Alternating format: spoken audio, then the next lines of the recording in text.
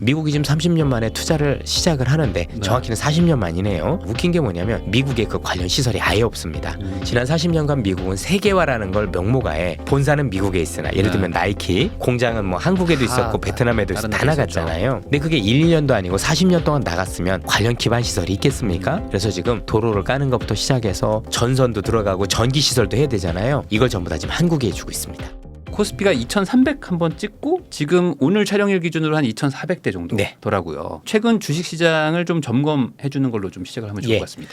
지금 전체적으로 시장이 굉장히 어려웠던 이유는 현재 미국이 고강도 긴축을 통해서 사실 최근에 굉장히 긴축적인 얘기들을 많이 했습니다. 그러다 보니까 미국의 금리라고 하죠. 보통 우리가 금리 중에서 제일 중요한 건 미국채 10년물이거든요. 왜냐하면 미국채 10년물이 미국에 있는 모든 시중금리하고 연결이 돼요. 주택담보대출 금리, 학자금 금리, 그 금리가 최근에 아주 급등을 했습니다. 그러니까 오른 폭도 문제인데 여기에 속도도 굉장히 문제가 됐고 그렇게 되면 시중에 있는 많은 투자 주체들은 사실 금리가 오르면 많은 부담을 느끼잖아요. 네. 특히 주식시장에서는 유동성도 축소되고 여러 가지 면에서 부담을 느끼면서 지수가 우리가 알고 있는 FOMC라고 불리는 미국 중앙은행의 금리 결정 이후에 큰 폭으로 하락을 했었고 그런데 최근에 이렇게 큰 폭으로 하락을 하다가 다시 반등을 하는 이유는 전체적으로 그동안 미국에서 금리를 더 올릴 수 있어. 그리고 앞으로도 더 길게 금리를 가져갈 거야 라는 얘기들이 약간은 수그러들어 들었어요. 즉 고금리는 유지할 거야에 대한 부분은 바뀐 건 없는데 앞으로 금리를 몇 번 더 올리겠습니다 라고 했었던 연준 위원들 불리는 보통 매파라고 얘기를 많이 하는데요. 네. 이 매파분들이 생각을 조금 바꿨어요. 어떻게 바꿨냐면 이 정도 금리가 올라가면 금리 한 번 정도 오른 셈 쳐도 되겠네 라고 얘기를 했었고 이렇게 되면 11월에 금리 인상 안 하는 거 아니야? 그리고 12월에도 금리 인상 안 해서 금리 인상이 끝날 수도 있겠네 라는 기대감들이 형성이 됐고 실제로 급등하던 미국 국채 금리가 거의 4.9%까지 갔다가 최근에 조금 안정화되는 모습을 보였고요. 그러면서 전반적으로 지수도 밑에서부터 조금 반등을 했다. 이렇게 보시면 되겠습니다. 그러니까 그 국채 금리가 올라가면서 사실상 금리 인상 효과가 나왔으니까 그렇습니다. 그래서 이제 매파적인 멘트들이 조금 수그러들면서 예. 제가 그 보니까 한 뭐 거의 올해 인상을 안 할 수도 있다. 이 확률이 뭐 상당히 높아졌더라고요. 80, 90% 이렇게 나오는 거. 거의 할 가능성이 없어진 거죠. 뭐 앞으로 물론 이제 인플레이션 지표에 따라서 많이 달라지긴 하겠지만 네. 전체적으로 뭐 CME 페드워치라는 데가 있는데 네. 여기서 보면 이제 시장에서 볼 때 앞으로 연준이 얼마나 금리를 올릴 것 같으냐고 이제 확률적으로 이렇게 하는 사이트라 보시면 되는데요. 네. 지금 거의 80에서 90% 가까이 11월에 안 올리는 걸로 그다음에 12월에는 한 60% 정도가 안 올리는 걸로 돼 있어서 대다수는 지금 전체적으로는 올리진 않겠구나. 다만 이렇게 올린 금리를 상당 부분 오랫동안 유지하겠구나 정도로 시장의 분위기가 바뀌어가고 있습니다. 근데 아까 말씀하셨던 그 페드워치 그게 보면 이렇게 좀 어느 정도 좀 유지하다가 갑자기 막 또 막 바뀌기도 하잖아요. 그럼요. 그게 뭐 어떤 국제 뭐 정세의 변화라든지 뭐 이런 변수들 때문에 막 영향을 받기도 하는 것 그럼요. 같은데 예. 이게 뭐 최근에 이제 뭐 갑자기 또 팔레스타인하고 또 이스라엘 예. 뭐 전쟁 뭐 고조되면서 뭐 오늘 보니까 뭐 24시간 안에 가자 지구에서 뭐 민간인 뭐 철수해라 안 그러면 우리 뭐 폭격하겠다 뭐 이런 식의 막 기사도 막 나오고 있는 것 같은데 사실 이 주식 시장은 뭐 이런 국제 정세에 아주 민감하지 않겠습니까? 그렇습니다. 지금 이사님 여기 중동 이쪽 어떻게 보십니까? 우선은 양쪽의 피해가 굉장히 크고 무관 일명이 살상됐다는 점에서 너무나 안타깝다라고 생각을 하고요. 정말 좀 이런 일은 없어야 된다라고 생각을 합니다. 일단 이 이스라엘과 팔레스타인 간의 이 분쟁 자체가 시장에서 주는 가장 큰 함의는 전쟁 자체가 미치는 영향은 사실상 별로 없습니다.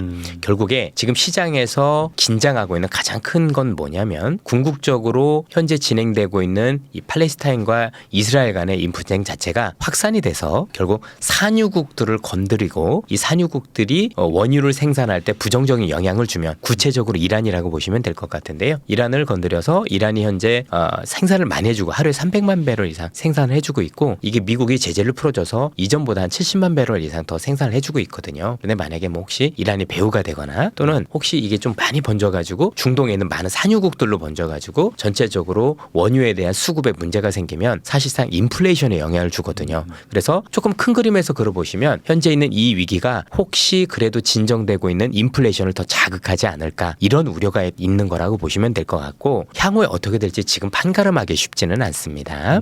전체적으로 전쟁의 양상도 좀 봐야 될 것 같고 그리고 이 둘의 다툼이 어디까지 가야 될지 봐야 되겠는데 전반적으로 많은 분들이 시간을 지나고 보실 때 이란이라든가 아니면 여타 산유국으로 번지지 않아서 혹시 원유 공급에 대한 문제만 없다면 사실상 주식시장에 미치는 부정적인 영향은 제한된다라고 보시면 될 것 같고요. 근데 그건 조금 더 시간을 봐야 될 것 같은데 여기에 대해서 일단 미국 정부의 방침은 확실합니다. 웬만하면 이게 건드리기 싫은 거죠.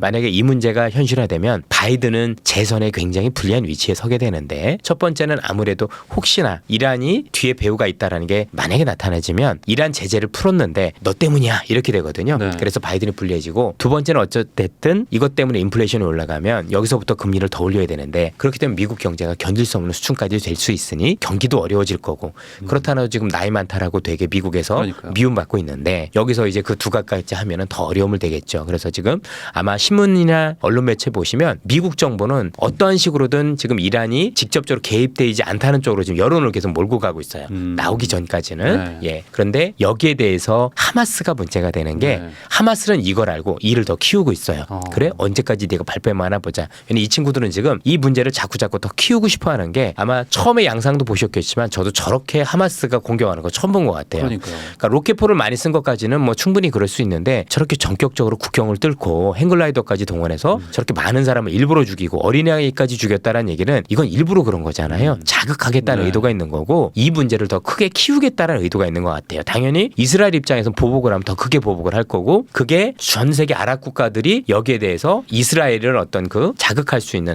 그런 요인이 되기를 하마스는 100% 원하고 있는 게 보입니다. 여기에 이제 국제사회가 얼마나 동요할지 그런 어떤 불안감들이 당분간 좀 있지 않을까라는 생각이 들고 이 불안감 때문에 시장의 변동성은 있겠지만 앞서 말씀드렸지만 큰 방향성은 유가에 달려있는 게 아닌가. 그래서 원유와 관련된 공급과 관련된 이슈만 아니라면 혹시 이게 다소 불편하고 우리 입장에서는 굉장히 힘든 일이 될 수 있겠지만 주식시장에 미치는 영향은 제한적인 수준에 그칠 가능성을 염두에 둘 필요가 있겠습니다. 근데 그 팔레스타인하고 이스라엘 분쟁 전에도 사실 유가가 계속 이렇게 상승을 하고 네. 있지 않았습니까? 그러면은 그게 이제 어떤 이유였는지도 좀 궁금하고 그러면 이 유가가 유지된다고 하면 또 이게 어떤 영향을 미치는지 좀 궁금합니다. 전체적으로 유가와 관련해서 위험한 인계치는 90달러 이상이라고 보시면 되고요. 90달러 이하에서는 그 정도까지 영향을 미치지 않는다라고 보시면 될 것 같습니다. 우리가 이런 이스라엘과 팔레스타인 분쟁 이전에 있었던 유가 상승은 사실 사우디아라비아하고 러시아의 감산이 있었기 네. 때문입니다. 이 둘 국가 같은 경우는 중국 경제가 굉장히 부진하고 현재 고금리 때문에 미국 경제가 혹시 현 수준보다 둔화가 되면 수요가 많이 훼손이 될 거고 그럼 유가가 많이 빠질 거잖아요. 이렇게 유가가 많이 빠지면 사우디 입장에서는 제일 문제가 되는 게 지금 네옴시티라는 걸 하고 있고 그 네옴시티가 사우디 입장에서는 미래 먹거리입니다.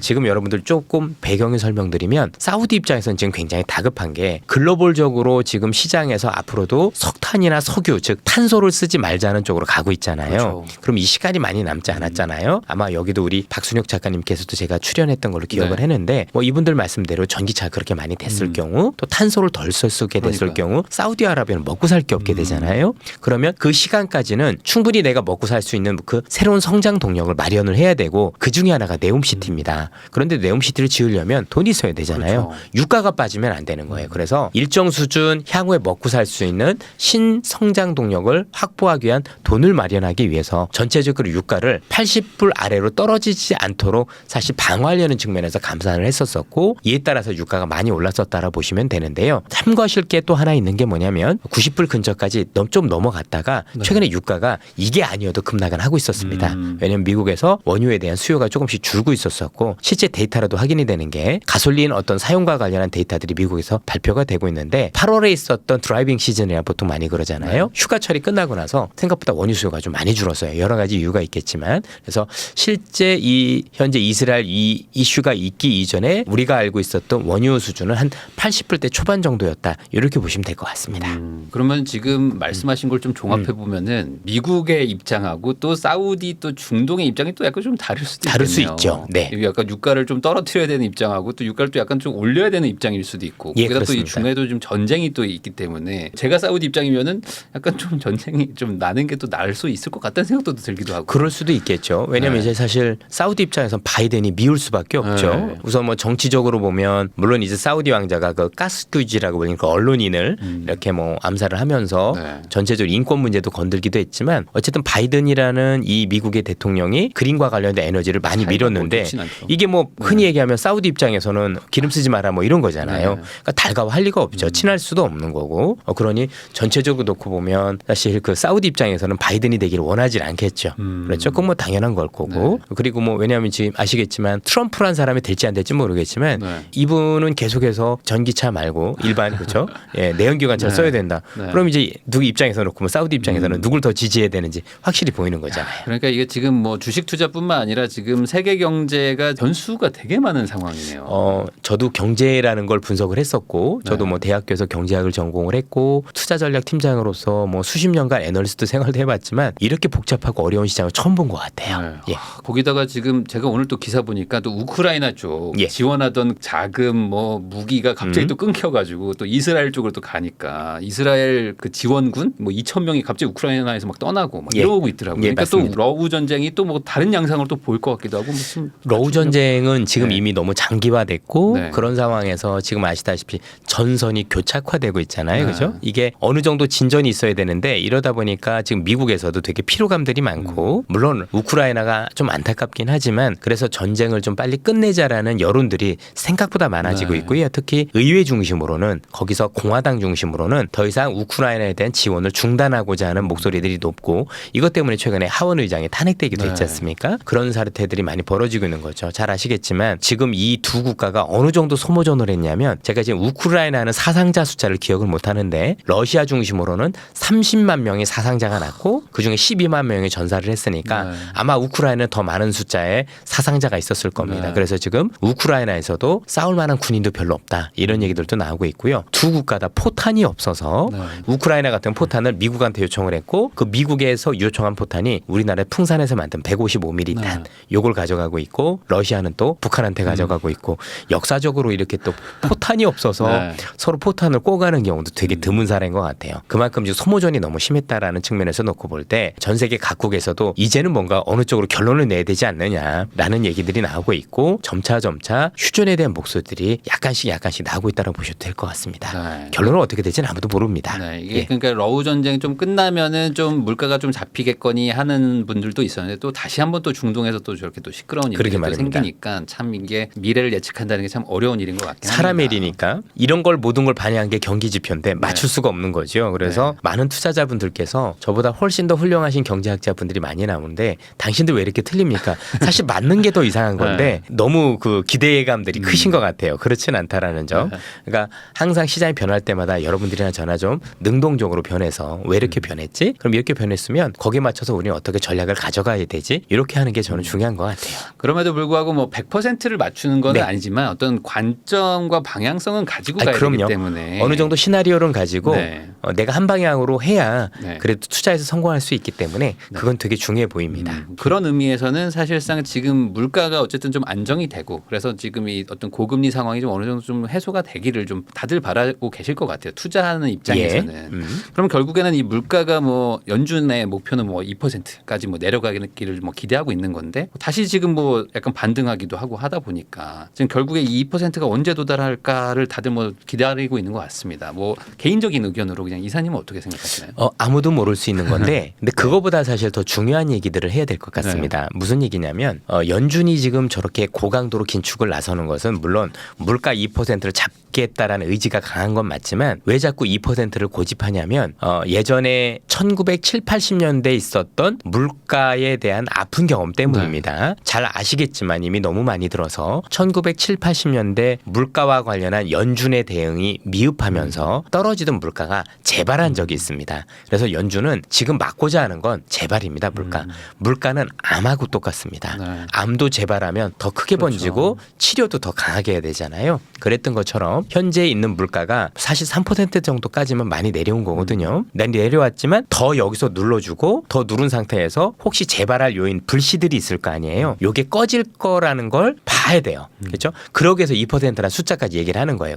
그 정도는 돼야 내가 생각했었던 불씨까지 다 꺼져서 확실히 재발하지 않을 수 있겠구나라는 생각을 가지고 있을 거고 사실 그 불씨가 꺼질 때까지는 제가 볼 땐 계속해서 긴축을 하지 않을까라는 생각이 들고 그게 지금 시장에서 입장에선 대체적으로 올해 내년은 아니고 내후년이 아니겠느냐. 그래서 전체적으로 놓고 보면 지금 금리 자체가 언제까지 갈지는 알 수는 없으나 전체적으로 조금 높은 수준에서의 금리는 올해가 아니라 내년 또 그 후년까지도 이어질 수 있다라고 지금 연준에서도 얘기를 하고 있습니다. 참고로 많은 분들이 조금 약간 오해를 하고 계신 게 고금리라고 하니까 지금 미국의 금리가 올려내는 걸 안 내린다 이런 표현은 아니고요. 미국은 분명히 현재 암이라는 인플레이션 재발을 막기 위해서 과잉 긴축을 하고 있는 것으로 확실히 보여집니다. 그래서 어느 정도 물가가 잡혔으면 물가가 재발하지 않는 수준에서 금리는 조금 정상화할 필요는 있는 거죠. 그게 이제 4.5 정도로 얘기를 하고 있는 것 같고 지금 5에서 5.25를 넘어갔으니까 그래서 그 정도까지 내려놓고 그것도 우리한테 쉬운 금리는 아니죠. 왜냐하면 우리는 여기 계신 많은 투자자분들께서는 부동산을 많이 하신다고 하니 우린 그동안 제로 금리에 많이 익숙해져 있잖아요. 그런데 4.5라고 하면 적은 금리는 아니거든요. 여전히 그렇게 보시면 될 것 같아요. 그래서 저는 그냥 머릿속에서 여러분들이 하잖아. 지금 미국이 물가를 잡고 하는데 가장 중요한 건 재발을 막기 위해서 하는 거고 그 재발을 막기 위해서 세 가지를 보고 있는데 가장 중요한 게 일단 주거비, 월세라는 것들. 두 번째는 임금이에요. 임금이 생각보다 많이 올라가면 안 되는데 요 기준이 있어요. 전 월 대비 0.3%예요. 요 이하로 내려오면 괜찮은데 넘어서면 문제가 됩니다. 세 번째는 성장이죠. 성장은 미국이 연 기준으로 2%입니다. 2% 이상 성장이면 사람들이 경기가 또 좋아지고 있구나. 경기가 좋아지면 사람들이 경기가 좋아지니 기대 인플레이션 즉 물가가 올라갈 수 있는 기대가 생기거든요. 그래서 이런 것들을 다 누르기 위해서 쉽게 얘기하면 연준이 원하는 건 경기 침체까지는 아니더라도 현 수준보다는 경기가 조금 더 식어주기를 바라고 있는 거죠. 좀 고용도 좀 안 되고 맞습니다. 이런 말하면 이상하지만 실업자도 좀 생기고 좀 뭔가 조금은 좀 식는 열기가 좀 식어야 된다. 근데 지금 말씀을 주셨지만 이 얘기는 꼭 말씀드리고 싶은 게 지금 연준이 이렇게 힘들게 물가를 잡는 이유가 있습니다. 사실 이전에 이 정도 금리면 이미 물가는 다 잡혔어요. 그러니까 물가만 잡히는 게 아니라 경제도 침체가 왔겠죠. 심지어는 금융위기 가능성도 있는 금리 수준대예요. 상당히 높은 거잖아요. 많이 높은 겁니다. 어마어마하게 높은 게 우리가 지금 미국의 기준금리만 생각하지만 앞서 말씀드렸던 미국제 10년물이 더 중요한데 그거 감안해서 미국의 우리 흔히 얘기하는 주택담보대출금리, 모기지금리는 지금 8% 수준 왔다 갔다 하고 있거든요. 큰 수준이에요. 여러분들 8% 금리 쉽지 않잖아요. 그죠? 근데도 불구하고 이렇게 물가가 안 잡히는 건 이것도 역사적으로 처음 있는 일인데 사람이 부족한 첫사례입니다. 그냥 원래 항상 경제가 좀 어려워지면 기업들은 기업이 어려우니 사람을 좀 해고도 하고 이래야 되는데 역사적으로 사람이 처음 부족해요. 이게 말도 안 되는 일이 벌어졌어요. 이거는 우리뿐만이 아니라 아마 여기 우리 보시는 투자자분들께서 다 느끼실 거예요. 요즘 어딜 가든 식당을 가도 어딜 가도 똑같은 얘기야. 사람 구하기 힘들어. 그렇죠? 맞아요. 조선소 가도 사람 구하기 힘들어. 미국은 더 힘들어요. 그러다 보니 어떤 일이 일어났느냐. 경제가 어려울 때 사람을 못 잘라요. 왜냐면 부족하니까. 그렇죠? 이게 여기만 벌어지는 게 아니라 대학교도 요즘 다 미달이라고 그러잖아요. 맞아요. 이러니까 인구도 계속 줄었고 그다음에 이번에 코로나 때 너무나도 미국에선 120만 명이 돌아가셨고 또 은퇴 세대가 되게 많아졌어요. 미국의 베이비붐 세대가 1946년생부터인데 그 나이 보면 굉장히 연세가 꽤 있으시잖아요. 선배님들인데 이분들이 지금 몇백만 명씩 은퇴를 시작을 하고 그러다 보니까 또 이민자를 안 받고 사람이 부족하니까 원래 경기 침체라는 건 사람이 잘리고 해고가 되고 이 해고된 사람이 가처분 소득이 없어지고 가처분 소득이 없어서 수요가 줄면서 오는 게 우리가 흔히 얘기하는 경기 침체인데 사람을 못 자르니 이게 안 오는 그러니까 경제학적으로 말도 안 되는 일이 벌어진 거예요.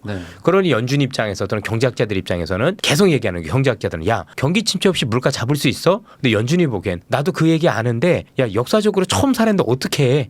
그래서 지금 우리가 더 힘든 긴축의 상황을 맞이하고 있다. 이렇게 보셔도 되겠습니다. 그러니까 이게 과거와는 이제 뭐 겪어보지 못한 뭐 새로운 상황이라고 봐야 되는데 그게 이제 뭐 다양한 이유가 원인이 이제 한 번에 오다 보니까 그렇죠. 이렇게 모이기도 힘들고 이걸 대응을 해야 될지 뭐 이런 것들도 참 지금 당황스러운 상황이고 그러니까 이제 하나하나 뭐 매달 뭐 데이터를 봐가면서 지금 뭐 대응해가고 있는 거니까 그렇게 할 수밖에 없는 게 그래서 올해하고 지난해 굉장히 좋은 훌륭하신 석학들인데 굉장히 곤란했던 이유가 뭐냐면 통계를 활용하셨던 분들 이전에 통계는 이랬어 그게 지금 하나도 안 맞아요. 아예 없는 사례들이 너무 많아서 그 통계를 보면 거의 100% 말미잘이 되어가기 쉬운 그런 상황이었다라고 보시는데 그분들 여전히 생각을 안 바꾸시는데 많이 달라질 것 같습니다. 그래서 아마 오스탄 골스비라고 시카고 연은 총재도 저하고 똑같은 얘기를 하세요. 이런 상황이어서. 그래서 아마 제가 오늘 촬영할 때도 보니까 연준에 있는 이코노미스트들은 경기 둔화 오지 않을 것 같다. 지금 그렇게도 얘기하고 있거든요. 그러니까 정말 안타깝죠. 경기가 둔화돼 물가가 잡힐 것 같은데 경기 둔화 오지 않으면서 어떻게 물가 잡지? 그러니까 금리가 오래 갈 수밖에 없는 이런 상황이다라고 보시면 될 것 같습니다. 이런 어쨌든 뭐 중고금리가 계속 당분간 유지가 된다면 결국에 주식 시장에 영향을 줄 텐데 뭐 이제 우리 채널은 이제 주식 초보자분들도 많으시고 그렇죠. 그런 네. 분들은 이제 아무래도 삼성전자 많이 가지고 계시거든요. 네, 사실 뭐 제가 반도체 애널리스트가 아니기 때문에 네. 뭐 100% 정확하게 말씀을 드릴 수는 없지만 전체적으로 삼성전자는 들고 있으면 돈을 벌 수 있을 것 같다라고 저는 판단을 하고 있고요. 다만 이제 많은 분들의 그 의견이 나뉘는 게 이게 주도주냐, 네. 그렇죠? 주도주에 더 많이 버는 거잖아요. 다른 대안이 많을 것 같아서 그게 조금 그렇습니다. 근데 일단 삼성전자에 대한 얘기를 주셨으니까 말씀을 드리면 일단 최근에 삼성전자 실적이 발표가 됐죠. 네. 영업이익률이 생각보다 너무 잘 나왔습니다. 2.4조인가 예, 나왔더라고요. 2.4조 나왔고요. 일단 바닥은 벗어난 건 확실해 보입니다. 그러면 많은 사람들이 야, 경기가 좋지 않은데 어떻게 바닥이 지났다고 얘기할 수 있어? 삼성전자는 감산하면 바닥이 확실합니다.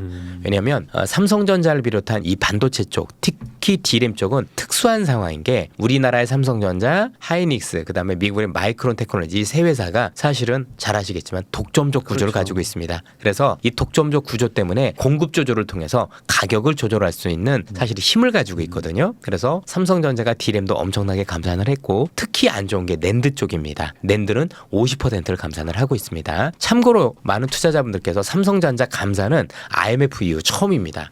많이 들어봤는데 그게 인위적 감산이라는 게 있고 기술적 감산이라는 게 있는데 뭔가 기술적인 부분들 때문에 조금 덜 만드는 거는 자주 있어 왔지만 공장 자체를 세우는 인위적 감산은 IMF 이후 처음입니다. 그만큼 어려웠다. 네. 통상적으로 우리가 알고 있던 재고보다 너무나도 많은 재고가 있었던 거고 경제도 어려웠었고 그런데 감산을 통해서 최근에 모바일 D램이라고 하는데요. 보통 우리가 휴대폰에 들어간 D램을 중국 업체들을 비롯해서 세트 업체들한테 20% 인상 통보를 했고요. 또 낸드 플래시도 최근에 10% 인상 통보를 했습니다. 그래서 일단 수익성은 확실히 개선이 된다. 그동안 감산을 했기 때문에 재고도 많이 없다. 그래서 전체적으로 놓고 보면 앞으로 수요가 있어야 더 많이 올라가겠지만 일단 수익성 개선을 통한 바닥은 확인이 되고 있다는 뜻 말씀을 드리면 어쨌든 주가는 제가 볼 때는 거의 바닥 수준에 있는 거로 보인다. 만약에 앞서 말씀드렸던 진짜 인플레이션 요인이라든가 삼성전자 요인이 아닌 다른 시장의 충격 때문에 빠진다라면 저도 할 말은 없지만 산업적인 측면에서만 놓고 본다라면 사실 지금 정도라면 저는 그래도 충분히 접근할 만한 수준이 아닌가. 그리고 아래쪽보다는 위에 쪽 가능성이 저는 또 높다라고 생각을 하고 있습니다.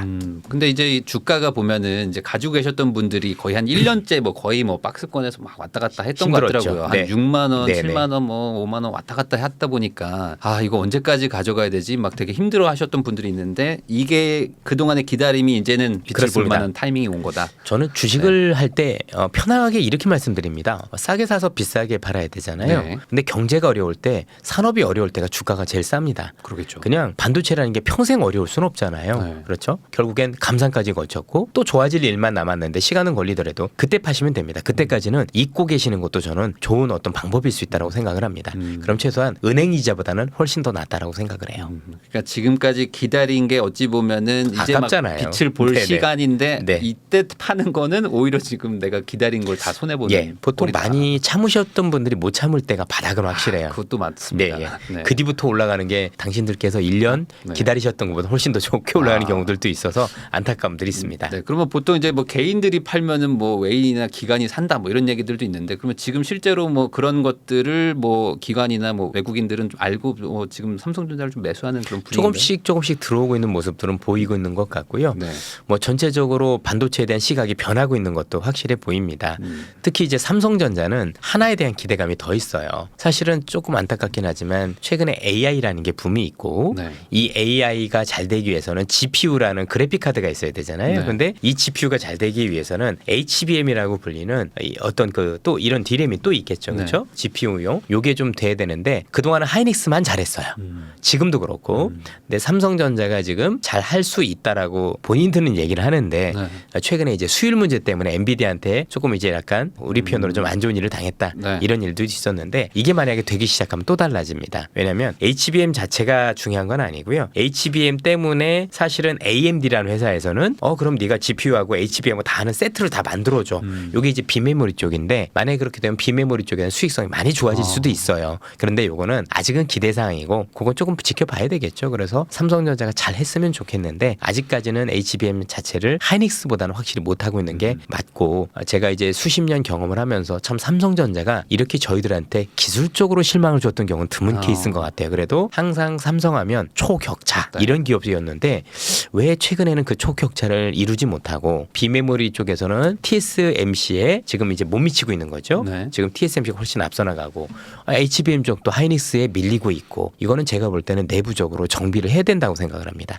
경영을 안 하는 입장에서 볼 때도 문제가 많아 보여요, 대단히. 그래서 조금 더 워낙 훌륭한 기업이고 다니시는 임직원분들도 제가 얼마나 훌륭한지 알고 있기 때문에 조금 더 힘을 많이 내주셨으면 하는 바람이 있습니다. 들으면서 지금 궁금한 네. 점이 생겼는데 이런 얘기를 제가 들었거든요. 보통 이렇게 그 바닥을 찍고 올라가는 이 반도체에 투자할 때는 그 워낙 또 사이클이 또 네. 센데 그럴 때는 하이닉스가 차라리 낫다라는 얘기를 제가 어디서 들었거든요. 삼성전자보다는 조금 더 이렇게 움직임이 빠를 수도 있다. 이게 뭐 맞는 얘기인 건지도 궁금합니다. 맞을 때도 있고 틀릴 때도 있습니다. 왜냐하면 하이닉스는 반도체만 하기 때문에 네. 반도체가 좋은 거라면 하이닉스를 하는 게 맞죠. 근데 삼성전자 사업부는 잘 아시다시피 반도체 사업부가 있고 또 그다음에 휴대폰과 관련된 또 사업부가 있죠. 그다음에 또 아시겠지만 디스플레이 쪽도 있고 여러 사업부가 있습니다. 그러다 보니까 전반적으로 놓고 보면 만약에 이 반도체가 좋아지는 게 삼성전자가 가지고 있는 여러 사업부까지 같이 좋아지는 그림이면 삼성전자가 나은 거고 그게 아니라 일반 D램 쪽만 좋아지는 거면 하이닉스만 사는 게 맞습니다. 또 반대로 하이닉스는 아직 비메모리를 못 하거든요. 근데 비메모리 쪽에서 좋아지고 있는 거라면 또 삼성전자만 사는 게 맞는 거죠. 그래서 전체적으로 놓고 보면 한 여러 가지 케이스가 있기 때문에 그냥 하이닉스만 사야 되겠다라는 시대는 언제냐면 D램만 좋을 때. 네. D램에 대한 수요가 많아서 D램만 좋다면 하이닉스를 하시는 게 훨씬 더 좋은 선택인 건 맞습니다. 그럼 지금은 어떤 상황으로 좀 지금은 여러 가지가 복합적으로 있지만 앞서도 말씀드렸다시피 지금은 감산에 대한 효과는 둘 다 같이 있다라고 보시면 될 것 같고 아직까지는 하이닉스가 약간 더 유리하죠. 왜냐하면 일단 모바일 D램 쪽도 뭐 최근에 그렇지만 삼성전자는 여러 사업부들이 예를 들면 서버 쪽도 그렇고 네. 휴대폰 쪽도 썩 좋다고 아직 얘기하기는 그러니까요. 어렵잖아요. 그래서 현재까지는 하이닉스가 유리한데 앞서 말씀드렸던 혹시 얘도 HBM3를 했는데 그것 때문에 비메모리 쪽에서도 좋아지는 모습을 보이면 삼성전자도 같이 가져가도 괜찮겠다. 이렇게 말씀드리고 싶습니다. 네. 그리고 아까 말씀하셨던 것 중에 이제 삼성전자도 지금 괜찮은 그런 상황에 있지만 이게 주도주인지는 모르겠다라는 얘기를 좀 해주셨잖아요. 왜냐하면 더 좋은 대안들이 많으니까요. 아, 그러면 예. 어떤 그 다른 주도주 가능성이 있을 만한 뭐 그런 대안을 몇 개 좀 소개해 사실 주시면 좋을 것 같습니다. 올해 주식시장에서 많은 투자자분들께서 경제를 좋다라고 느끼셨던 분들은 없으셨을 거예요. 아, 그럼요. 저 역시도 마찬가지였고 그런데 주식시장이 많이 올랐단 말이에요. 보통 경제가 이렇게 안 좋은데도 불구하고 주식시장이 오르는 사례가 생각보다 많이 있습니다.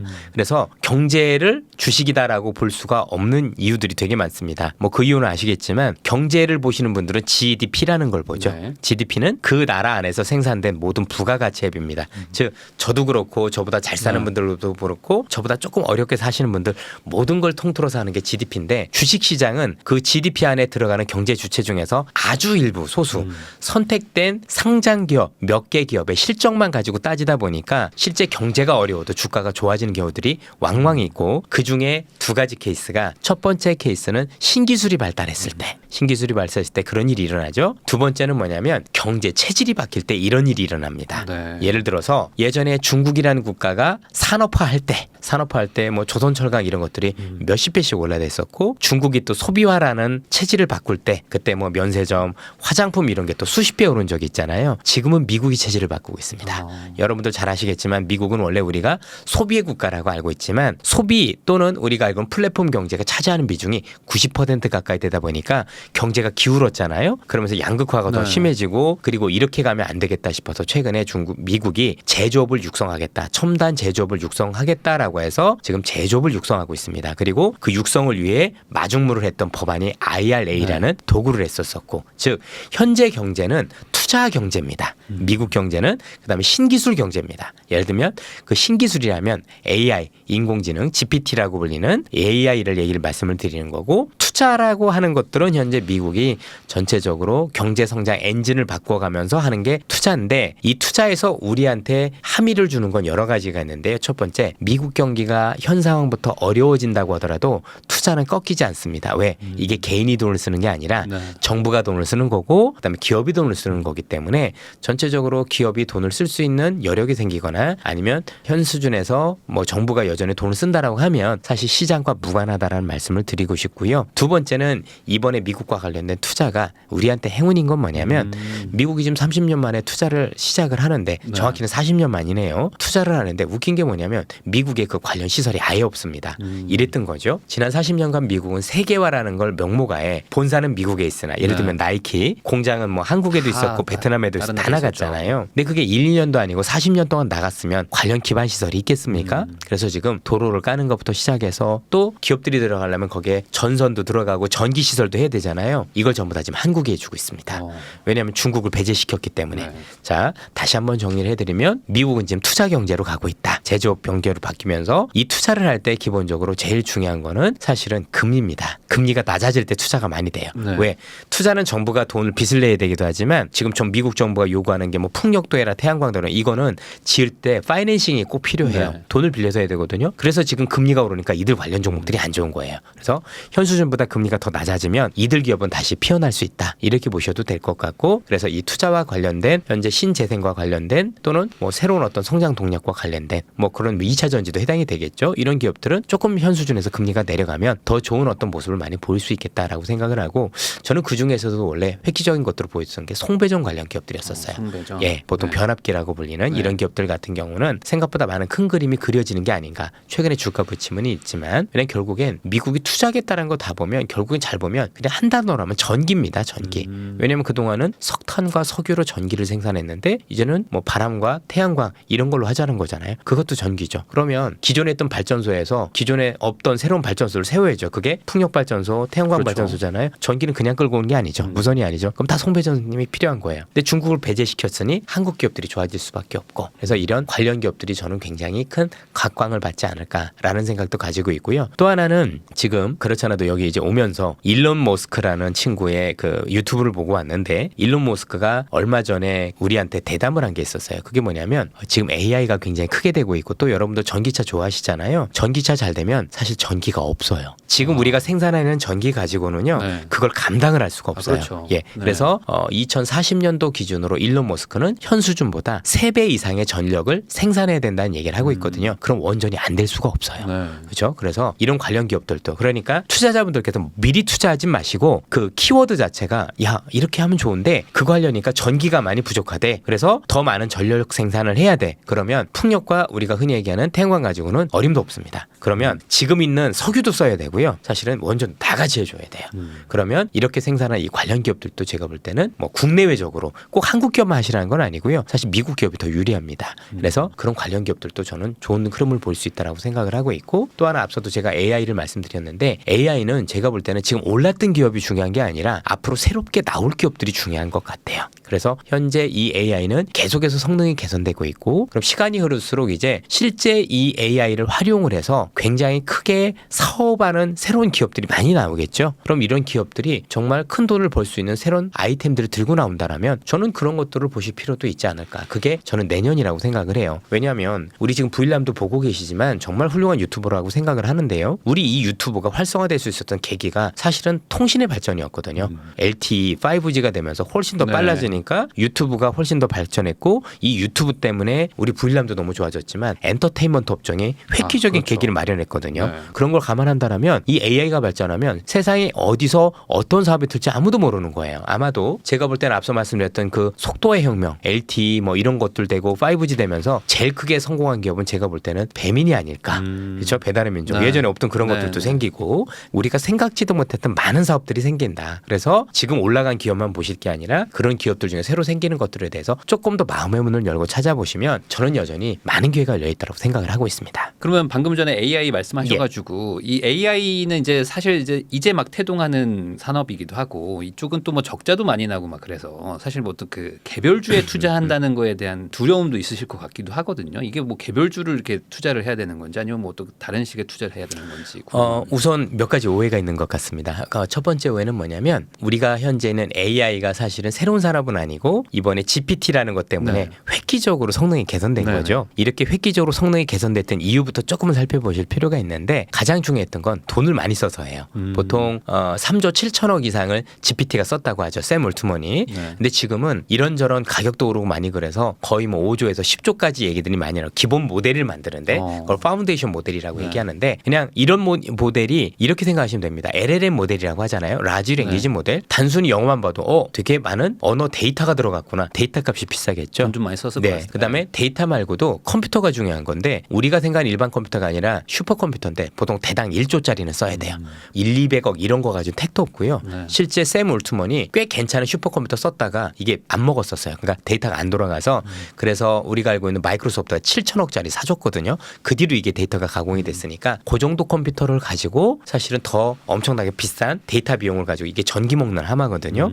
그렇게 해야 파운데이션 모델이 만들어졌고 그러다 보니 성능이 우리가 이전에 있던 알파고 뭐 이런 어떤 AI에 비해서 진짜 천문학적으로 숫자를 얘기할 수 없을 정도로 성능이 개선됐다라고 보시면 될 것 같은데요.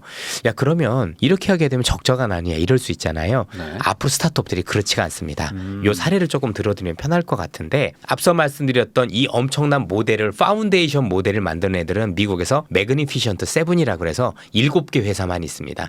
이 회사 외에는 돈을 댈 수가 없다라는 얘기죠. 근데 중요한 건 이 파운데이션 모델을 바탕으로 파생 모델을 만들 수 있어요. 그렇죠? 예를 들어서 최근에 메타라는 회사가 네. 자기네들이 가지고 있는 프로그램 이름이 라마라는 프로그램이 네. 있습니다. 이 라마라는 프로그램을 오픈 소스로 공개를 했어요. 당신들 다 써보세요. 대신 조건은 뭐냐면 다 쓰되 그걸 가지고 파생 모델을 만들면 거기에 대한 기술을 다 공유를 하는 거고 라마라는 프로그램도 같이 좋아지는 거고 또 라마가 가지고 있는 그 클라우드를 써야 되는 조건이 다 붙어 있는 거거든요. 근데 이걸 가지고 1차 그러니까 지금은 버전 2인데 버전 1이 나왔었을 때 공개했었을 때 우리가 알고 있는 스탠포드 대학교에서 파생 모델을 만드는 그게 이름이 알파카라는 프로그램이었었어요. 2주 만에 만들었습니다. 비용이 1,000만 원이 안 들었습니다.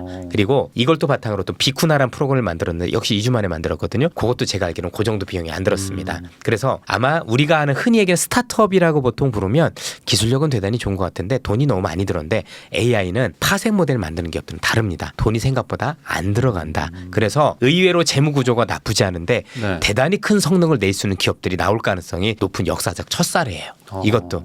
그러니까 그런 어떤 아이디어를 가지고 있으면 얘가 재무적으로 문제가 없는데 근데 이런 파생 모델을 가지고 특정 산업에서 뭔가 획기적인 어떤 그런 것들을 할 수 있다. 그럼 그건 진짜 큰 거죠. 그러면 이게 오히려 그 이제 막 초기 투자 뭐 아니면 초기 산업에 잘만 좀 선정만 할 수 있으면 정말 아까 말씀하신 재무 구조도 좋고 선점하는 애들은 다 이길 수 있습니다. 그러니까요. 예. 항상 뭐 우리 유튜브 그렇잖아요. 선점하는 사람들이 네. 유리했잖아요. 네. 선점하는 게 굉장히 중요하고 그래서 양분해서 보세요. 파운데이션 기초 모델을 만드는 애들은 정말 돈 먹는 하마고 이 친구들의 걱정은 내가 이렇게 돈 들였는데 앞으로 사업 모델을 어떻게 가져가지? 이런 기업들이 되게 많아요. 그래서 저는 이렇게 말씀드릴게요. 이 AI와 관련해서 돈 벌 수 있는 회사는 첫 번째는 사업 모델이 확실한 회사들이 있어요. 예를 들어서 이건 그냥 사란 얘기는 아닌데요. 마이크로소프트 같은 경우는 우리가 흔히 얘기하는 파워포인트나 엑셀 같은 거 있잖아요. 그죠? 네. 누구도 돈 벌 수 있는 사업 모델이 있잖아요. 여기다 AI를 붙였더니 획기적으로 변하는 거죠. 아니면 어도비 같은 기업들도 에크로벳이라는 그죠? 네. 아주 영상 편집하는 이런 좋은 프로그램들이 있는데 여기에 파이어플라이라는 새로운 프로그램을 만들면서 획기적으로 성능이 개선되니까 사람들이 쓰잖아요. 그러니까 이 친구들은 기본적으로 뭔가 내가 기존의 사업 모델이 좋았기 때문에 AI를 활용해서 훨씬 더 좋아지는 케이스가 될 거고요. 두 번째, 우리나라 대기업들 중에서는 어떤 기업들이나 미국에서 봐야 되냐면 이 AI를 하면 생산성이 높아져요. 그냥 우리 표현으로 하겠습니다. 비용이 많이 줄어듭니다. 그래서 매출은 똑같은데 이걸 활용했더니 비용이 많이 줄었어. 그러면 이익이 좋아지죠. 주식시장에서는 이익이 늘어나는 게 굉장히 중요한데 이것 때문에 이익이 굉장히 많이 늘어나요. 이거를 경제학적 용어로 생산성 향상이라고 부릅니다. 이런 기업들이 많아질 거거든요. 또 그런 기업들을 볼 수가 있겠죠. 저는 근데 그런 거보다 정말 파괴적인 기업들이라면 파생 모델을 통해서 나는 생각지도 못했는데 야 얘가 이런 걸 딥러닝을 해가지고 이런 사업을 하네. 근데 그게 정말 돈도 얼마 안 들었는데 이렇게 돈을 많이 벌어. 그런다라면 들인 돈 대비 어마어마한 수익을 낼 거니까 그런 기업들이 생각보다 많을 거란 얘기죠. 그래서 마음의 문을 열고 마음의 문을 열한 말씀을 자꾸 드리는 게 뭐냐면 이게 나이가 들수록 신기술에 대해서 되게 네. 마음의 문을 닫으세요. 네. 특히 부동산에서 많은 돈을 버셨던 분들은 약간 주식에 대해서는 조금 약간 접어드는 아무래도 분들이 좀 계실 그러겠습니다. 겁니다. 그럼요. 저도 인정합니다. 충분히 인정합니다. 부동산이 더 좋았다는 것도 인정을 합니다. 그리고 신기술에 대해서는 야 그게 되겠어? 에이, 말도 안 이러는데 실제는 그렇지는 않거든요. 그래서 전체적으로 이런 관련 기업들을 잘 찾아보시면 저는 내년에 정말 좋은 기회들이 많을 거라고 생각을 합니다. 지수를 떠나서 경제를 떠나서 요거는 시장과 상관없이 움직이는 기업들이에요. 이 엔터테인먼트도 또 우리나라에 또 엄청난 또 경쟁력이고 또 이게 또 몇백만 장이 팔리고 막 이러고 예, 있잖아요. 예. 그래서 이쪽 관련주에 좀 투자하려고 하는 분들도 되게 많고 투자하신 분들도 많아가지고 이쪽은 좀 어떻게 보시는지도 궁금합니다. 산업 조체가 굉장히 좋고 우리나라에 있는 엔터테인먼트에 종사하신 분들의 인적 자원이 우수하고 뭐 특히 이제 뭐 우리 보통 가수라고 표현을 하긴 좀 그러네. 뭐라고 보통 불러대야 되나 그분들은 아이돌이라고 네, 보통 부르죠. 네. 예. 그 친구들이 얼마나 대단한지는 저도 몸소 느끼고 있는 게 여러분들 제가 나이가 결코 적지 않은데 제가 최근에 제일 좋아하는 가수가 아이브라는 가수입니다. 그죠? 네. 아이브라는 네. 아이돌이죠. 그래서 뭐 장원영부터 시작을 네. 해서 굉장히 많이 좋아하고 있고 실제 뭐 애프터 라이크라든가 그죠? IM 같은 노래는 따라 부를 수 있을 정도로 노래방 가면 그거 불러요. 네. 요즘 춤 연습하다가 와이프한테 혼나고도 주책바가지인데 네. 어쨌든 간에 제가 들릴 정도니까 되게 좋은 것 같아요. 그리고 제가 실제 이제 해외를 되게 자주 나가는 편인데 길거리 돌아다니면 우리나라 노래 부르면서 이거 하는 애들 많이 봤고요. 네. 더 중요한 건 나갔더니 애들이 한국말을 알아요. 이제는 제가 영어를 할 필요가 없는 게 지들이 떠듬떠듬해. 왜? 한국 그걸 되게 좋아하다 보니까 한국말을 많이 배웠대요. 너무 자랑스럽거든요. 이럴 정도로 영향력이 굉장히 커진다라고 생각을 하고 긍정적으로 보고 있지만 최근에 문제가 하나 발견이 된 것 같아요. 그게 뭐냐면 워낙 이 친구들이 잘 나가다 보니까 몸값이 너무 높아요. 그렇죠? 네. 그래서 이 높은 몸값을 어떻게 지불하고 그 이후에 이거보다 더 많은 수익을 창출할 수 있는지에 대한 새로운 어떤 비즈니스 모델을 정립할 필요가 있는 것 같아요. 지금으로 이렇게 가면 왜냐면 최근에 여러분도 아시겠지만 뭐 엔터테인먼트 같은 경우가 사실 이 관련 아이돌들이 뭐 계약을 한 해 만에 하면서 네. 주가가 많이 출렁거렸단 말이에요. 그러면 얘들만 그럴 거냐? 아니 지금 잘 나가는 애들은 다 그럴 수도 있는 거잖아요. 앞으로 재계약 여부가 예. 불투명할 수도 있고. 왜냐면 최근에 올해 들어서 우리가 알고 있는 엔터테인먼트 업종에서 이게 제일 화두였어요. 아마 제가 알기로는 최근에 활동이 뜸하던데 모 엔터테인먼트에 있는 그 역시 아이돌은 데뷔한 지 얼마 안 됐는데 또 소속사하고 뭐 갈등이 네. 있어가지고 지금 못하고 있는 것도 알고 있고 또 여러분도 아시겠지만 블랙핑크 이런 친구들 같은 경우도 각 개인마다 굉장히 물론 이제 많이 받아야 되는 게 맞겠죠. 그래서 그게 원활한 계약이 안 되고 있는 문제들. 왜냐면 그런 엔터테인먼트들은 그런 어떤 훌륭한 친구들 때문에 많이 성장을 한 건데 네. 일단 걔들이 빠지면 또 문제가 될 수도 있지만 또 걔들이 온다고 하더라도 비싼 비용인데 이 비싼 비용 가지고 이제 이익을 어떻게 낼 수 있냐는 여부도 굉장히 중요해 보이거든요. 네. 그래서 이런 것들과 관련해서 지금은 저는 홍역을 치르고 있는 어떤 사춘기 정도다라고 보고 있고요. 이런 어떤 위기들을 잘 극복을 하고 나서 우리가 봐도 이제는 얘네들이 이거에 대해서 이렇게 대응을 하고 안정적으로 이렇게 가져가는 모델이 되겠구나라고 나온 게 나오면 다시 한번 힘을 받지 않을까. 고전까지는 제가 볼 때는 생각보다 우리한테 고전할 수 있는 가능성도 배제할 수 없는 것 같아요. 그러니까 이게 지금 폭발적인 성장은 했고 그것이 어느 정도 이제 성장통이죠. 네, 이게 어느 정도 뭐 주가나 이런 것들도 반영도 많이 됐고 그러면 이제 또 한 번의 어떤 뭐 혁신이 됐든 뭐 비즈니스 모델을 뭐 찾지 않으면 어쨌든 지금에서의 추가적인 뭐 상승이나 맞습니다. 이런 것들을 네. 하기가 좀 쉽지 않을 수도 있는 상황일 왜냐면 수도 이제 있다. 제 친구들도 엔터테인먼트에 종사하는 애들도 많고 실제 네. 뭐 PD들도 있고 굉장히 많고 그러다 보니까 몇십 년 동안 봤지만 엔터테인먼트는 계속 수익 모델이 변해와 왔어요.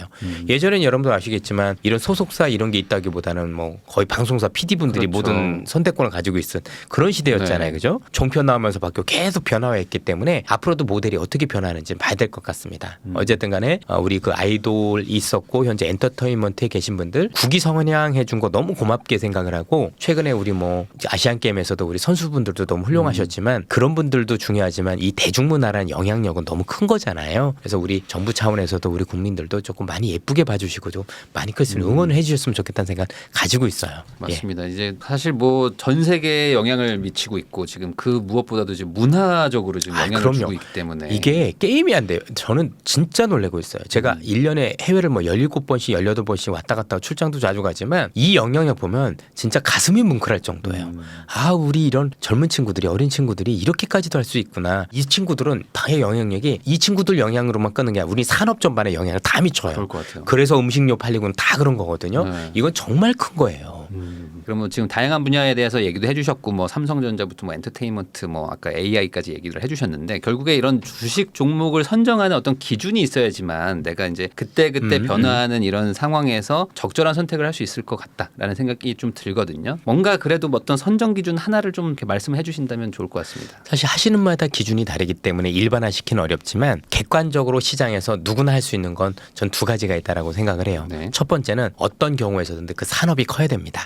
그렇죠? 누가 보더라도 그 잠잠했던 사업이 커지면 엔터테인먼트도 그 중에 하나였을 거고 네. 요즘 여러분들 2차 전지도 좋았던 게 결국은 전기차 시장이 커진 거잖아요. 시장이 커져야 기업도 좋아지기 때문에 일단 누가 보더라도 새롭게 엄청나게 크게 성장하는 산업을 일단 선정을 하는 게 되게 중요한 거고 그 안에서 뭔가 차별적인 요인들을 가지고 있는 보통 우리는 해자를 가지고 있다라고 네. 보통 얘기하죠. 해자가 여러분들 뭔지 아시겠지만 옛날에 그 중세시대 성 앞에서 그 적군들이 네. 못하게 많은 그 불 네. 이런 거잖아요. 그런 것처럼 뭔가 남들이 따라올 수 없는 획기적인 기술력이 있거나 아니면 남들과 다른 어떤 독창적인 어떤 차별력이 있다라면 그 두 가지라면 저는 크게 성장할 수 있는 가능성이 높다라고 보고 궁극적으로 이런 기업들을 택하시면 제가 볼 땐 큰 수익을 볼 수 있다고 생각을 합니다. 네, 이사님의 말씀을 잘 생각을 하셔가지고 오늘 뭐 다양한 얘기 해주셨기 때문에 고려하셔가지고 가지고 계신거나 아니면 앞으로 살 종목들 한번 점검해 보시면 좋을 것 같습니다. 요즘에 또 하나의 이슈인 또 중국 이야기를 예. 한번 여쭤보려고 예. 합니다. 그 중국을 엄청 많이 갔다 오셨잖아요. 제가 이제 도장 숫자를 세 보니까 네. 하여튼 130번은 넘어갔고 2006년 이후로 한 달에 한 번 이상은 반드시 갔어요. 한 달에 한 번. 예. 그러면 중국을 그렇게 꼭 한 달에 한 번 이상 그렇게 자주 가야만 하는 어떤 그런 특별한 이유가 있을까요? 변화가 그만큼 빨랐기 때문입니다. 제가 이제 조금 부끄러운 얘기를 하면 저도 이제 애널리스트 생활을 오래 하면서 2000년대 초반에 시장이 그렇게 올라갈 거에 대해서는 몰랐던 사람들이 되게 많았어요. 왜냐하면 우리가 중국을 처음 겪어보면서 중국의 덩치, 중국의 이 흔히 바잉 파워라고 하죠. 수요가 저렇게 거대한지도 몰랐고 더 중요한 건 중국이 어떻게 변해가는지 못하다 보니까 한국에만 앉아서 맨날 그 뭐 경기 지표나 들여다보고 네.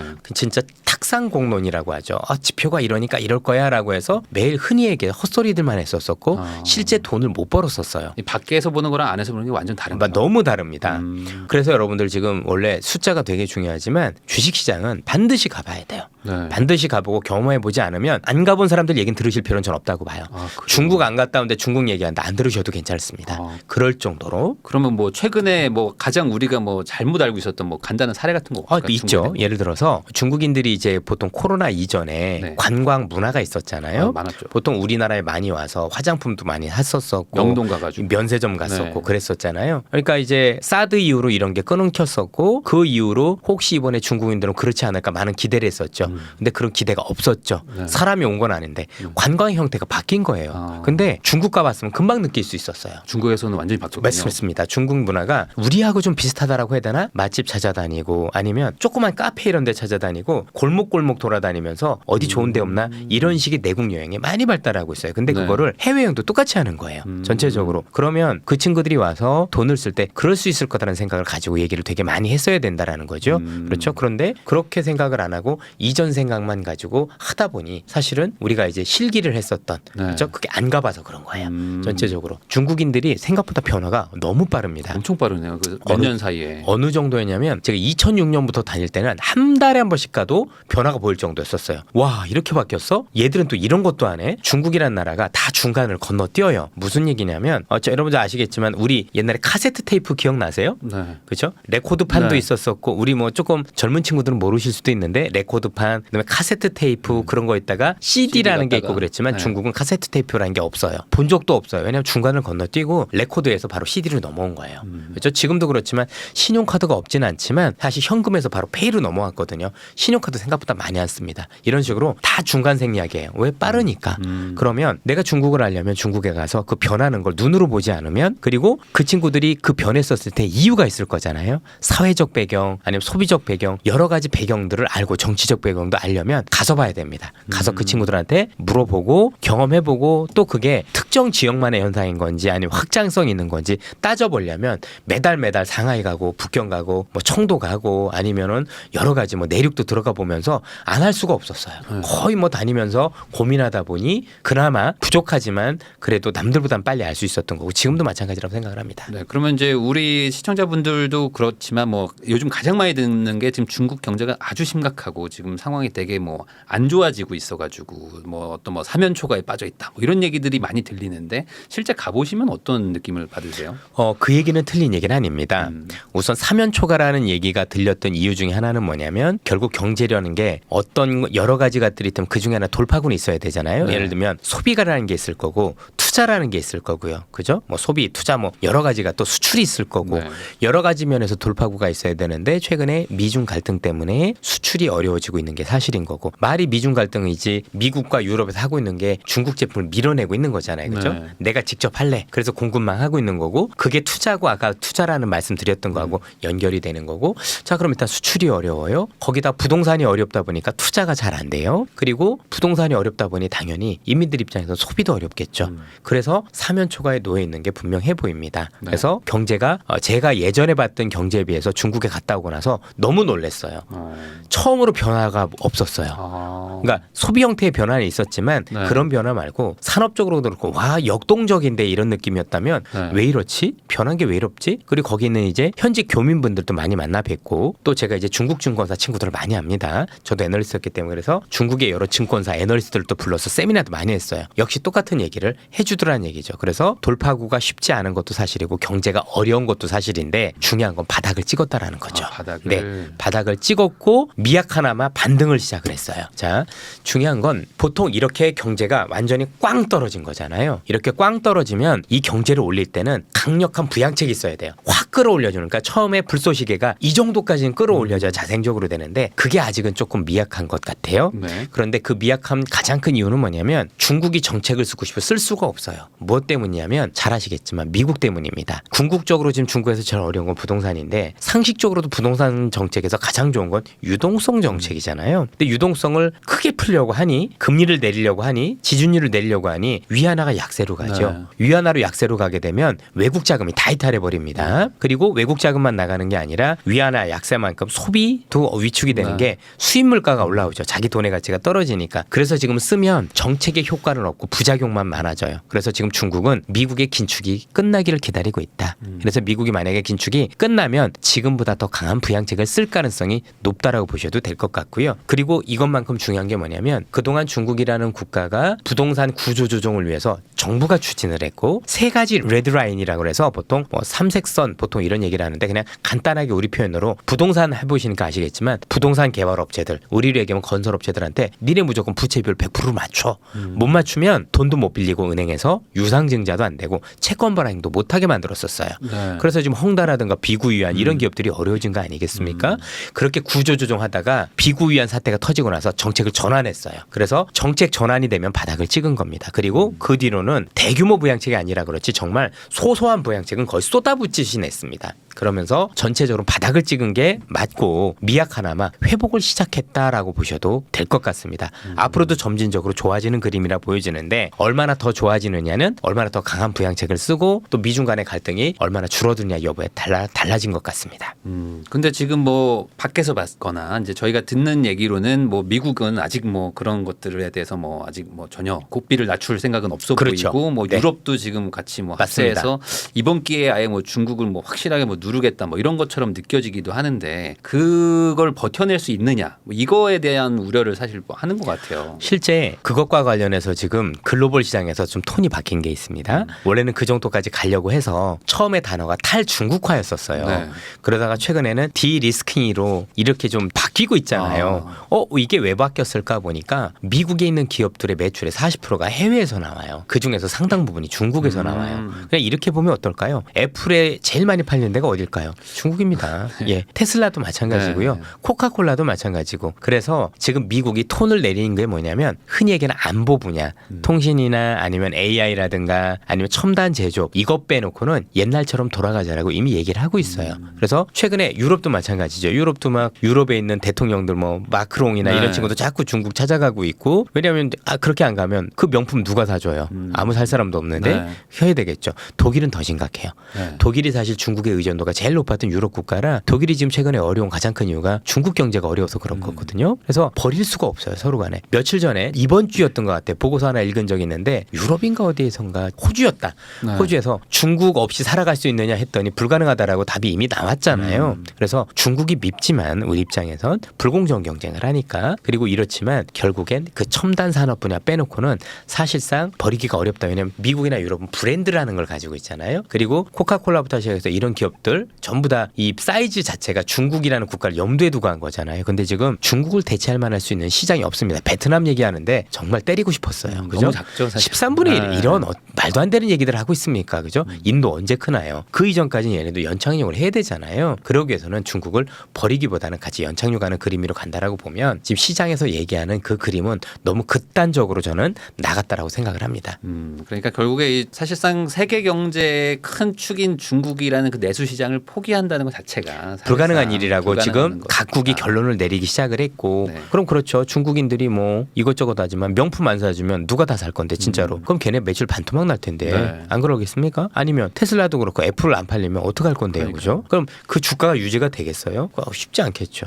사실 뭐 중국은 뭐 공산주의도 있으니까 뭐 사실상 극단적으로 뭐 안 사겠다고 해버리면 막을 방법도 없는 것이고 하다 보니까 어쩔 수 없는 공생관계로 가려고 하는 것 같다. 그래서 디리스킹이라는 얘기 단어들이 나온 거고 그래서 많은 분들께서 정책적 변화를 좀 눈여겨보셨으면 좋겠어요. 네. 왜 미국이 탈중국화해서 디리스킹으로 수위를 낮췄는지 네. 수위를 낮추고 지금 국무장관부터 다 갔잖아요. 옐런 장관도 가고 왜 그렇겠습니까?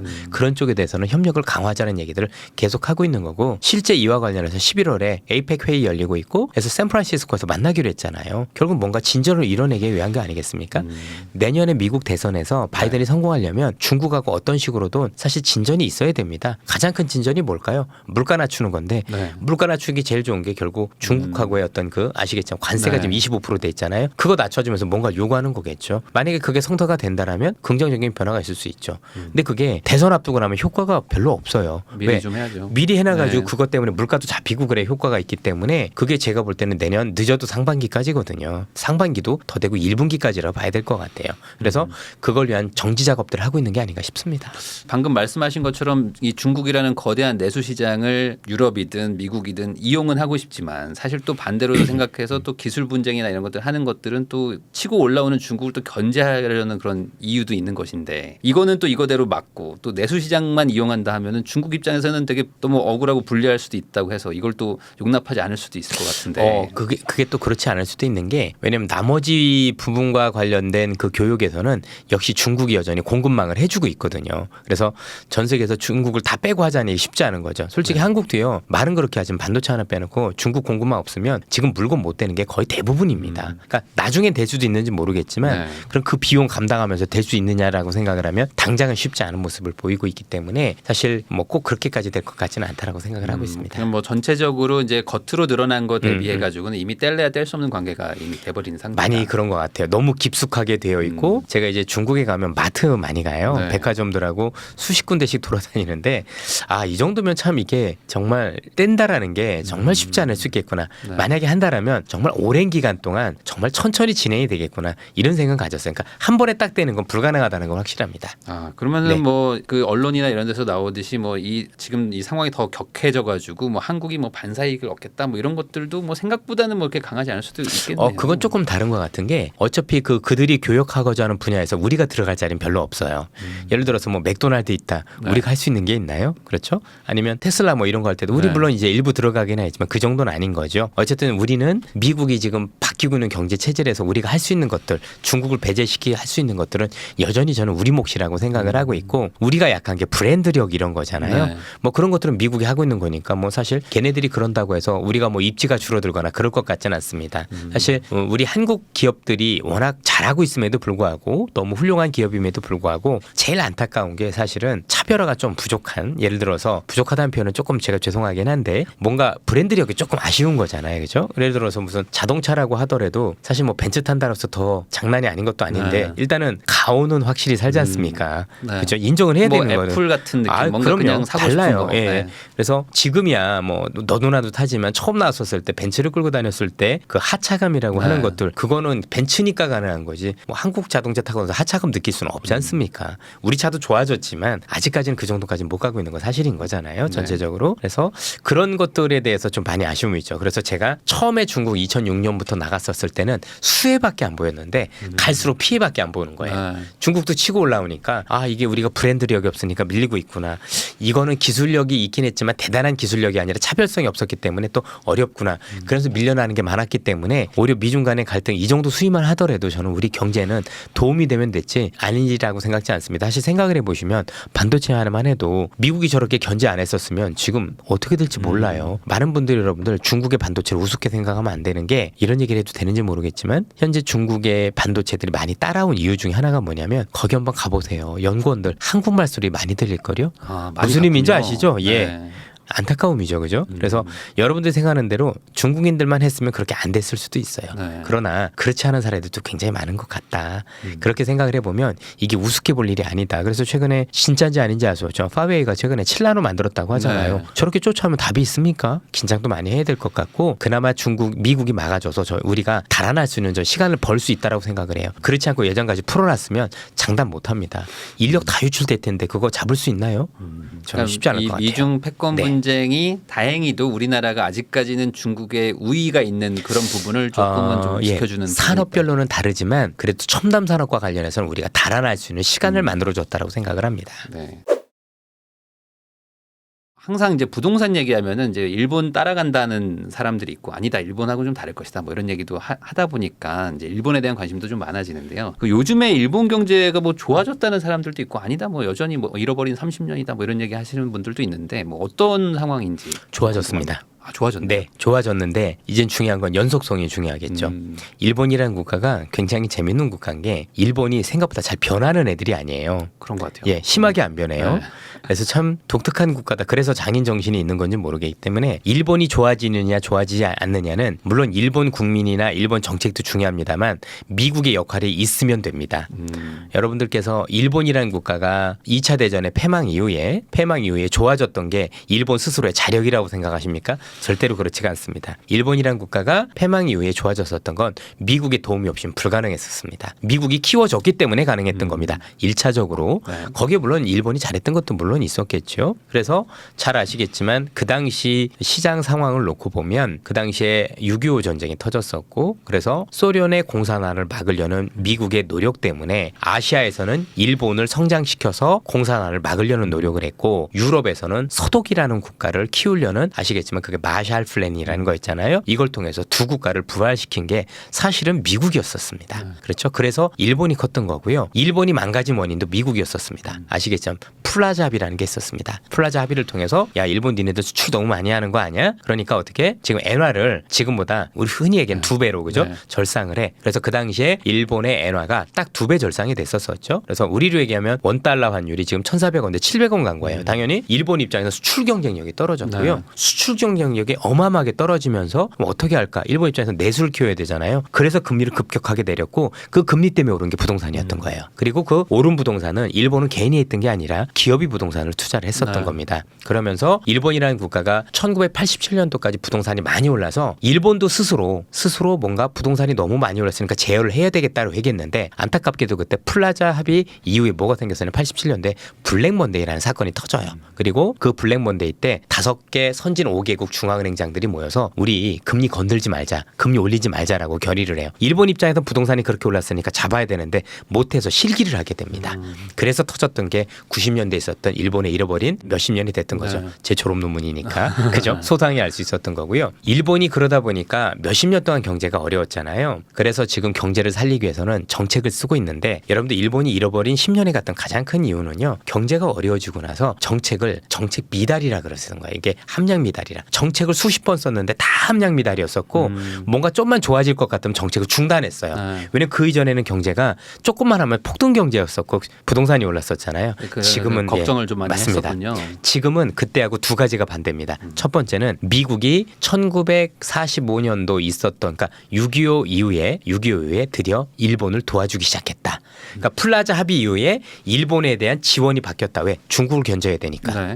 미중 간의 갈등에서 만약에 무슨 일이 생기면 일본이 역할이 없으면 미국은 중국을 이기기가 어렵다라고 본인들도 알고 있습니다. 예를 들어서 그럴 일이 벌어지면 안 되지만 혹시 중국이 대만을 어떻게 하겠다라면 일본 없으면 워게임에서 칩니다. 그게 워게임에서 나온 거예요. 제가 얘기한 게 아니라 미국이 얼마 전에 발표한 워게임 시나리오에서 일본이 도와줘서 이긴다라고 분명히 돼 있어요. 거기에 한국은 빠져 있어요. 네. 기본적으로. 그렇게 되면 일본은 어떻게 해야 돼요? 굉장히 크게 키워야 되고 그래서 아마 대만을 중심으로 그 남서제도라고 하는 거기에 일본의 막 지금 선두를 지금 무장화시키려고 하고 있잖아요. 그죠? 전부 다 미국의 뒷배청 없으면 안 되거든. 그래서 첫 번째는 일본이 좋아지느냐 안 좋으냐는 미국이 밀어주면 된다예요. 근데 미중 간의 갈등 때문에 옛날엔 그 역할이 소련이었고 지금 중국이 되면서 미국을 적극적으로 지원을 했다. 증거 한번 대볼까요? 워렌 버핏이라는 분을 보시면 되는데 워렌 버핏이 최근에 올 초에 있었던 거지만 올 초 지난해 말에 있었던 포트폴리오 변화 보시면 일본의 5대 상사를 샀다. 그렇죠? 맞아요. 두 번째 중국에 있는 비아디 팔았죠. 그리고 TSMC 다 팔아버렸어요. 맞아요. 중국과 관련된 거 다 팔아버리고 일본과 관련 포트폴리오 구축했다는 얘기는 이분께서 지정학적 요인을 고려했다라는 게 포트폴리오에서도 나와요.